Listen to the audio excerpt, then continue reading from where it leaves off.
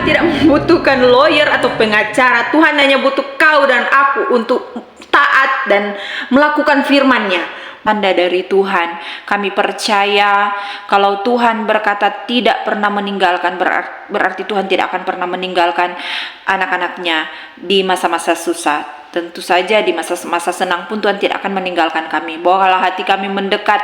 Firman-Mu berkata, mendekatlah kepadaku, maka aku akan mendekat kepadamu. Biarlah firman-Mu terjadi bagi kami semua. Urapi hamba-Mu, sembunyikan di balik salib-Mu seperti biasanya. Di dalam nama Tuhan Yesus, haleluya, amin. Puji Tuhan. Tuhan akan menyertai kita senantiasa sampai pada akhirnya. Udah, pengetahuan yang seperti itu cukup, tidak perlu meminta tanda atau peneguhan seperti apa. Itulah pengenalan dengan Allah. Nah, Mazmur 10 ini sangat bagus sekali. Ini Mazmur yang orang yang merasa Tuhannya jauh. Kita baca dulu ya, ayat 1. Mengapa engkau berdiri jauh-jauh ya Tuhan, dan menyembunyikan dirimu dalam waktu-waktu kesesakan? Karena congkak orang fasik giat memburu orang yang tertindas. Mereka terjebak dalam tipu daya yang mereka rancangkan. Karena orang fasik memuji-muji keinginan hatinya. Dan orang yang loba mengutuki dan menista Tuhan. Kata orang fasik itu dengan batang hidungnya ke atas. Wow. Allah tidak akan menuntut. Allah tidak ada Allah. Itulah seluruh pikirannya. Tindakan-tindakannya selalu berhasil. Hukum-hukummu tinggi sekali, jauh dari dia. Dia menganggap remeh semua lawannya. Ia berkata dalam hatinya, aku takkan goyang. Aku tidak akan ditimpa malapetaka turun-temurun. Mulutnya penuh dengan sumpah serapa, dengan tipu dan penindasan. Dan lidahnya ada kelaliman dan kejahatan. Ia duduk menghadang di gubuk-gubuk di tempat yang tersembunyi. Ia membunuh orang yang tak bersalah. Matanya mengintip orang yang lemah. Ia mengendap di tempat yang tersembunyi seperti singa di dalam semak-semak. Ia mengendap untuk menangkap orang yang tertindas. Ia menangkap orang yang tertindas itu dengan menariknya ke dalam jaringnya. Ia membungkuk dan meniarap. Lalu orang-orang lemah jatuh ke dalam cakarnya yang kuat. Ia berkata dalam hatinya, Allah melupakannya. Ia menyembunyikan wajahnya dan tidak akan melihatnya untuk seterusnya. Bangkitlah ya Tuhan, ya Allah, ulurkanlah tangan-Mu, janganlah lupakan orang-orang yang tertindas. Sampai ayat yang ke-12. Sejauh ini saja membaca ini tidak mudah. Saya yakin kita semua setuju. Isinya keluh kesah. Siapa yang menulis ini? Ini adalah sambungan dari pasal 9. Pasal 9 ayat yang terakhir itu bunyinya Selah, berarti ada pause, berhenti, karena Mazmur ini lagu. Pasal 9 ini adalah Mazmur Daud. Ternyata Daud juga pernah merasa Tuhan jauh. Daud loh ini nenek moyang Tuhan Yesus. Daud loh ini raja yang merangkap sebagai seorang nabi dan imam juga. Orang yang sudah seperti Daud, yang diurapi langsung oleh Samuel. Orang yang sudah melihat mujizat Tuhan, sudah melihat pekerjaan-pekerjaan Tuhan. Seseorang yang berkenan di hatinya Tuhan. Itu saja bisa curhatnya tidak terdengar rohani. Kalau kita tidak tahu penulis Mazmur ini siapa, kita anggap orang ini pasti orang berdosa yang sama lah kayak kita, seperti ini, yang bukan nabi, bukan siapa-siapa. Karena kalau kita membaca dari ayatnya yang kedua dan seterusnya, itu semuanya ini adalah isinya kepahitan dengan Tuhan begitu. Ternyata dia juga merasa Tuhan jauh, bukan karena Tuhan itu jauh beneran, bukan karena Tuhan itu jauh sungguhan. Orang ini pahit dengan kehidupan. Mungkin hidupnya lagi susah, nggak susah 1-2 hari, 1-2 minggu, cukup susahnya ini cukup lama. Orang itu bisa berubah jika dia dalam tekanan yang cukup lama, jika dia tidak keluar dari masalah. Awal-awalnya masih bisa bersyukur, 10 tahun lain cerita gitu. Mazmur pasal 10 ini adalah orang yang berkeluh kesah. Ini Mazmur orang yang merasa Tuhan itu jauh dari dirinya. Mari kita melihat ayat yang ke-1. Mengapa engkau berdiri jauh-jauh ya Tuhan, dan menyembunyikan dirimu dalam waktu-waktu kesesakan? Seolah-olah dia sedang protes dengan Tuhan. Tapi perasaan dan feeling kita diterima oleh Tuhan. Kita boleh jujur datang kepada Tuhan, tidak perlu memasang kedok apapun. Sama Tuhan itu kita telanjang di matanya. Daud tidak menyembunyikan perasaannya. Pemazmur di sini berbicara seadanya. Tuhan tidak marah kok. Kok kamu lancang ya bicara seperti ini kepadaku? Tidak. Mengapa engkau berdiri jauh-jauh? Ini bukan tuduhan kepada Tuhan. Dia hanya mengungkapkan perasaannya kepada Tuhan. Aku hanya merasa Tuhan, akhir-akhir ini di hidupku sekarang ini engkau tuh berdiri terlalu jauh dariku Tuhan. Ini adalah perasaan Daud. Engkau menjauhi doaku, rasanya itu susah gitu cari Tuhan. Mengapa engkau berdiri jauh-jauh ya Tuhan? Dan mengapa engkau menyembunyikan dirimu dalam waktu-waktu kesesakan? Masa Tuhan itu hanya mau menjadi Tuhan di waktu kita senang aja? Masa di waktu kita susah saja, Tuhan tidak berada dekat kita atau Tuhan cuci tangan? Tidak kan? Bukan seperti itu. Jadi kalimat 1b ini kedengaran seperti suatu kalimat yang apa ya? Kalimat yang nggak boleh ngomong gitu sama orang tua, apalagi sama Tuhan gitu. Tapi Tuhan itu oke-oke aja tuh kalau kita ngomong seperti itu, kita membuka perasaan kita kepada Tuhan. Mengapa engkau menyembunyikan diri dalam waktu-waktu kesesakan? Ini bukanlah suatu fakta, ini hanya ungkapan perasaannya saja, hanya perasaan saja. Perasaan kita, apapun yang mau kita ungkapkan itu sah-sah saja, tapi perasaan kita bukan akhirnya. Perasaan kita boleh legitimate di depan Tuhan, tapi Tuhan tidak pernah menganggap perasaan kita itu salah. Jangan menjadikan perasaan itu yang awal dan yang akhir dari segalanya. Tidak, perasaan kita bukanlah awal dan bukanlah akhir dari segala-galanya. Jangan menentukan perasaan kita, jangan sampai menentukan apa yang harus kita lakukan. Perasaan kita perasaan kita itu sah di depan Tuhan, tapi jangan menjadi ujung dari segala sesuatunya, tidak boleh. Mari kita bersama-sama mempelajari kenapa Daud memiliki perasaan seperti ini. Ada faktor tertentu sehingga Daud merasa seperti ini. Kita akan mempelajarinya di ayat-ayat setelahnya. Ada pengalaman-pengalaman pahit, ada masa-masa susah, ada masa-masa paceklik berkepanjangan, dan itu lama-lama menggerus hati dan rohani. Awalnya jatuh cinta sama Tuhan, lama-lama kehilangan visi dan tujuan, mulai disorientasi, mulai tidak termotivasi. Lama-lama hatinya hambar sama Tuhan, hatinya kecut, kepahitan, kecewa. Semua itu virus-virus rohani dan virus-virus emosi. Karena congkak, ayat yang kedua, karena congkak orang fasik giat memburu orang yang tertindas. Mereka terjebak dalam tipu daya yang mereka rancangkan. Dia mulai menyinggung orang congkak. Kira-kira seperti inilah bahasa modernnya. Orangnya itu sombong kali ya, gitu aja kok bangga, gitu aja kok gaya. Dimulai ketika dia melihat orang lain, hatinya mulai ditarik jauh, bukan karena dia itu kepo dengan orang lain atau dia kepo dengan orang, tapi mungkin dia sendiri sedang dalam kesusahan. Ada aja perasaan yang tidak bisa dia terima. Lumrahlah sebagai seorang manusia, karena congkak orang fasik giat memburu orang yang tertindas. Kalau kita melihat ayat 2 ke bawah, itu ada banyak sekali ulasan-ulasan pemazmur. Pada dasarnya dia itu mengeluhkan, dia menganggap dirinya itu orang yang tertindas. Ayat 3, karena orang fasik memuji-muji keinginan hatinya, dan orang yang loba mengutuki dan menista Tuhan.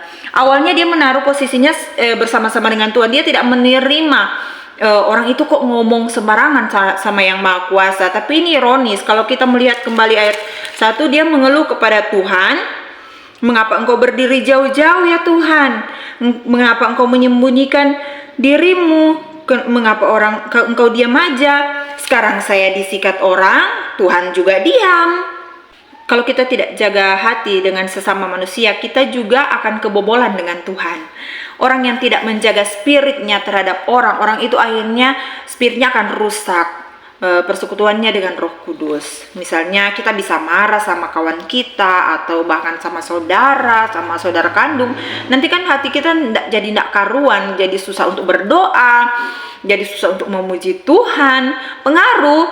Pengaruh spirit kita akan dipengaruhi oleh suasana hati kita dengan sesama kita, seperti itu. Kita tidak merasakan lagi visi Tuhan, buyar semuanya.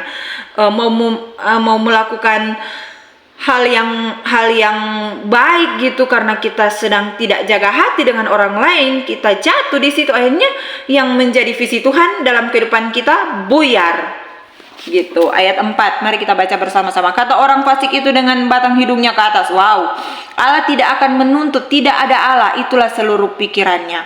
Jadi kalimat dan kata-kata orang-orang yang sombong melawan Tuhan membuat hati Daud tuh gergetan, membuat dia emosi gitu.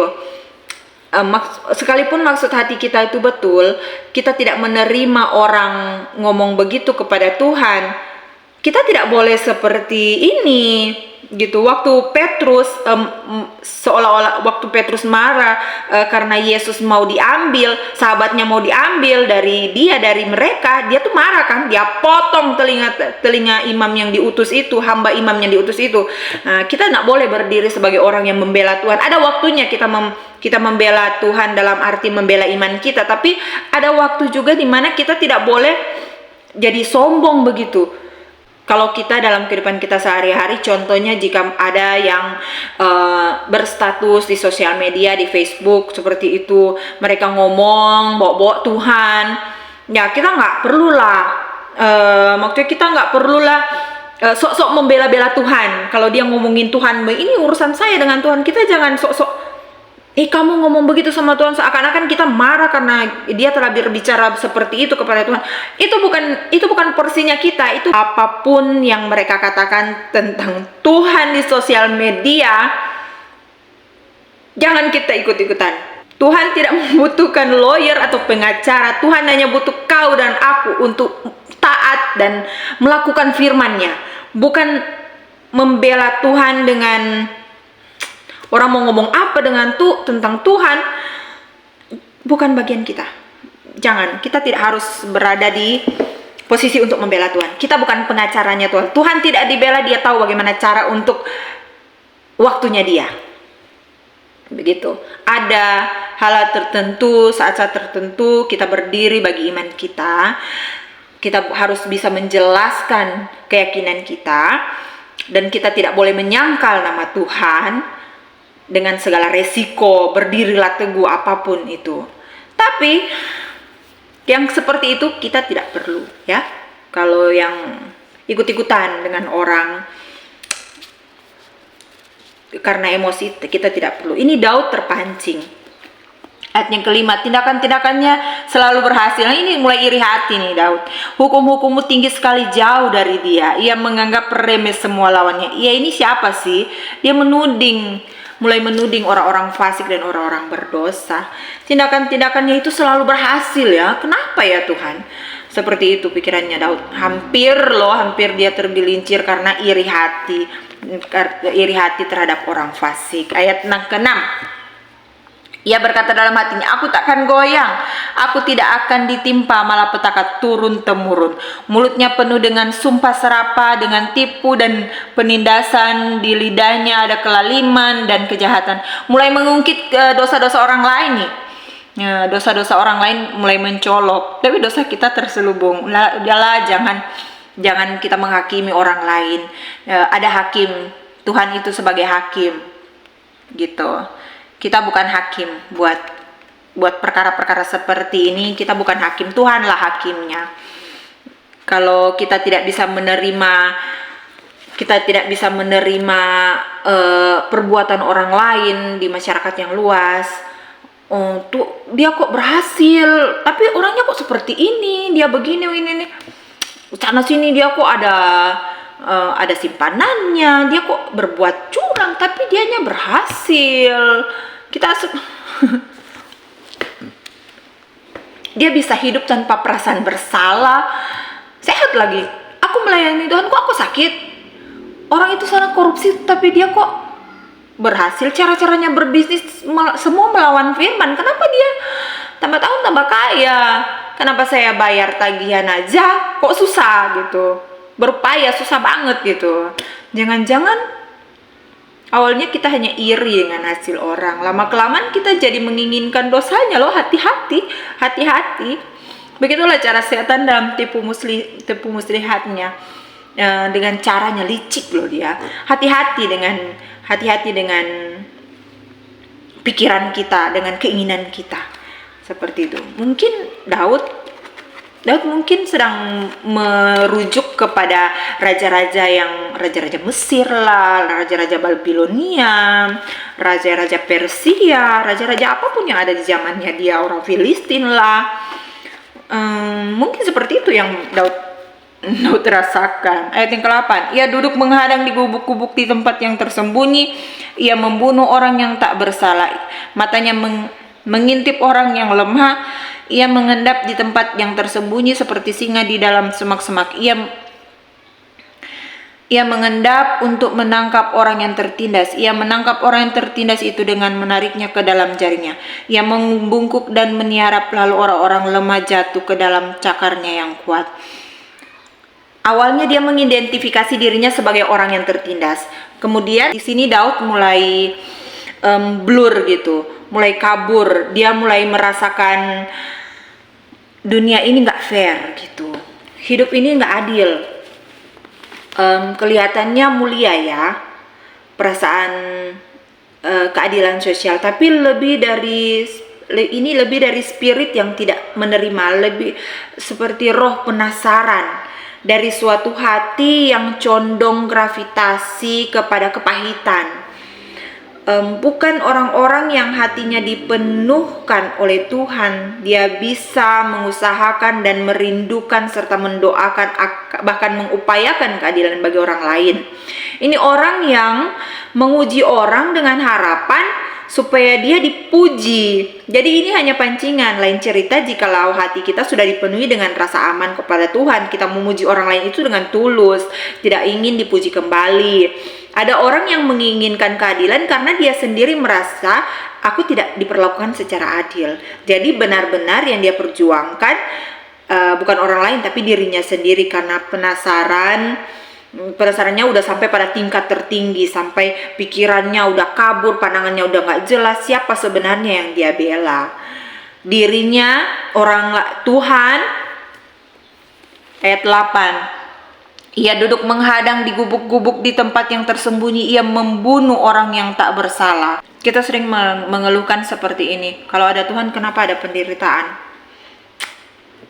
Apa motivasinya? Kadang-kadang kita tidak bisa menerima.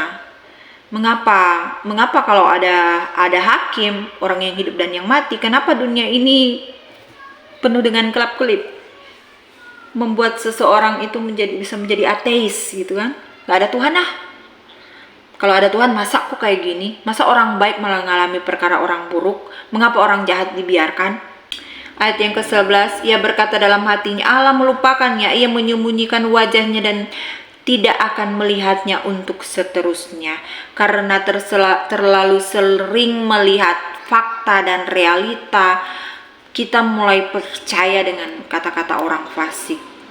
Kata-kata orang itu memang tidak selalu sempurna karena kita masih manusia, tapi karena itu kita harus jaga hati-hati dengan apa yang kita dengar, apa yang kita pikirkan, karena apa yang kita dengar, yang kita pikirkan itu bisa masuk dalam hati kita, dan kalau kita lemah itu bisa merusak kerohanian kita. Hati-hati ya, hari dimana kita kuat itu tidak apa-apa. Makanya jangan setiap kalimat orang dimasukkan di dalam hati. Lama-lama bukan masalahnya dengan orang, lama-lama problemanya itu problema kita sendiri dengan hati kita. Bisa menjadi virus antara kita dengan Kristus begitu. Tuhan tidak salah apa-apa, Tuhan tidak andil dengan segala negatif yang terjadi dengan kita. Tiba-tiba kita udah marah-marah sama Tuhan, tiba-tiba kita udah ngambek-ngambek sama Tuhan, tiba-tiba kita udah ngomong, kenapa kau tinggalkan aku Tuhan, kenapa kau berdiri jauh-jauh Tuhan, kenapa kau bersembunyi dalam waktu kesesakanku Tuhan, gitu kan. Karena kalau hati sudah diisi dengan kepahitan, lama-lama ya kita tidak bisa merasakan hadirat Tuhan. Kita kehilangan perspektif surga. Ujung-ujungnya Tuhan yang kita salahkan, kita yang tidak jaga hati, Tuhan yang dituduh, Tuhan yang disalahkan. Mengapa Tuhan engkau menjauh, padahal kita sendiri yang menjauh dari Tuhan. Ayat yang ke-12 dikatakan, bangkitlah, Tuhan, ya Allah, ulurkanlah tanganmu, janganlah lupakan orang-orang yang tertindas. Akhirnya di ayat yang ke-12 kita melihat bagaimana Daud dalam keadaannya yang sedang kacau hati setelah dia selesai curhat-curhat seperti sedang marah-marah, setelah dia mengatakan mengungkapkan seluruh perasaannya kepada Tuhan. Pada ayat yang setelahnya dia bukan meminta kepada Tuhan untuk membalas mereka yang membuat dia marah atau emosi, tapi yang Daud lakukan, puji Tuhan, yang Daud lakukan adalah meminta Tuhan untuk merangkulnya, meminta Bapa untuk seperti menggendongnya. Janganlah Tuhan engkau meninggalkan aku. Dia menaruhkan rasa amannya kembali kepada Tuhan. Saat kita merasa Tuhan jauh, saat itulah kesempatan kita untuk mendekatkan diri kepada Tuhan. Jangan meminta pembalasan kepada Tuhan untuk orang-orang yang telah membuat kita kepahitan. Tapi saat kita merasa jauh dari Tuhan, ingatlah satu, bahwa Tuhan itu tidak sungguh-sungguh jauh. Kemudian jangan melihat manusia saat hati kita sedang gusar, saat hati kita sedang tidak nyaman. Jangan kita melihat orang lain. Saat Tuhan itu jauh, itulah kesempatan kita untuk meminta penyertaan. Lebih baik meminta penyertaan daripada meminta pembalasan.